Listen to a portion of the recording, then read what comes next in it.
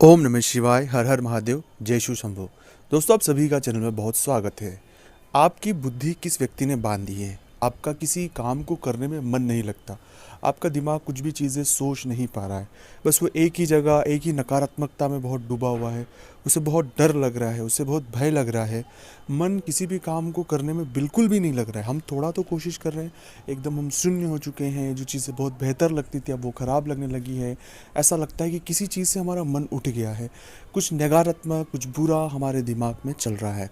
तो बुद्धि अगर किसी व्यक्ति ने बांध दी है, या हमारी बुद्धि जब काम नहीं कर रही है, हम जो निर्णय ले रहे हैं वो निर्णय सही नहीं हो रहे हैं, हम गलत डिसीजनों की ओर जा रहे हैं, हम गलत तरीकों की तरफ जा रहे हैं, हमारा जीवन पूरी तरह से गलत ट्रैक पे जा चुका है, तब ये मन में प्रश्न उठता है कि कहीं किसी व्यक्ति ने हमारी बुद्धि बांध तो नहीं दी है।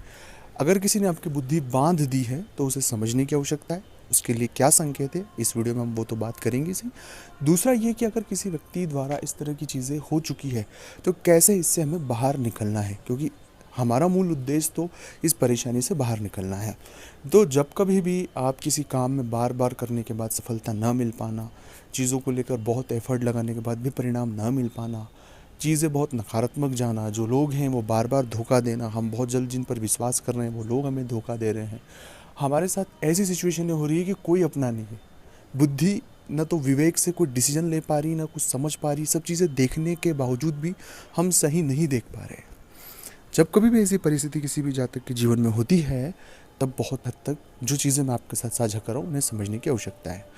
इस तरह की परिस्थिति में बहुत सारे ग्रहों का हाथ होता है, हम किसी भी एक ग्रह को इंडिकेट नहीं कर सकते। खासकर मन की स्थिति के लिए चंद्र वो घटता बढ़ता है। अगर आपकी कुंडली में चंद्र बहुत ही ज़्यादा डाउन में है तो उस वजह से ये मन की स्थिति बार बार होती है। कई बार शनि, राहु और शुक्र की जो नकारात्मक युति अगर हो जाती है तो उस वजह से भी इस तरह की जो परिणाम हमारे जीवन में दिखाई देते हैं। खैर, ये आप अपनी निजी कुंडली की बात है, आपकी व्यक्तिगत कुंडली की बात है। पर अगर ऐसी परिस्थितियाँ आपके साथ हैं और आप इससे बाहर निकलना चाहते हैं तो कुछ तरीके आपके साथ साझा मैं कर रहा हूँ, उन्हें बहुत बारीकी से आप समझ लें। आपसे एक निवेदन है कि अभी तक आपने चैनल को सब्सक्राइब नहीं किया तो प्लीज़ आप सब्सक्राइब करें। कमेंट्स में भोलेनाथ का नाम लिखें। अगर आप चाहते हैं अपनी कुंडली का विश्लेषण हमसे करवाना, मतलब इस तरह की स्थिति अगर आपके साथ है तो आप एक बार हमसे कंसल्ट भी कर सकते हो। उसका फीस और शुल्क लागू है दोस्तों। जो आप हमसे आपकी मदद हो पाएगी ज़रूर आपकी करेंगे। ऐसी परिस्थिति है तो आपको 2-4 चीज़ों पर फोकस करना है। सबसे पहली बात है, 2 से 3 घंटे आपको मौन रहना, मौन व्रत शुरू करना होगा। मौन व्रत करने का तरीका ऐसा है कि आप अपने शांत होकर अपने गुरु मंत्र का जप करें। नहीं है गुरु मंत्र तो नमः शिवाय, नमः शिवाय, नमः शिवाय का मन में जाप करें और पूरा ध्यान अपने नमः शिवाय के जप पर होना चाहिए। इस तरह की परिस्थिति जब आप 7 दिन तक करेंगे तो 8वें दिन से आपको बहुत सारी चीज़ें खुद को स्वतः ही समझ आएगी। दूसरा प्रयोग आपको ये करना है कि आप बजरंग बाण का पाठ करें, क्योंकि कहीं ना कहीं हमारे इर्द गिर्द एक नकारात्मक ऊर्जा हमने खुद ने क्रिएट करके रखी है। जब हमें सफलता नहीं मिलती तो हम खुद बहुत नेगेटिव हो जाती।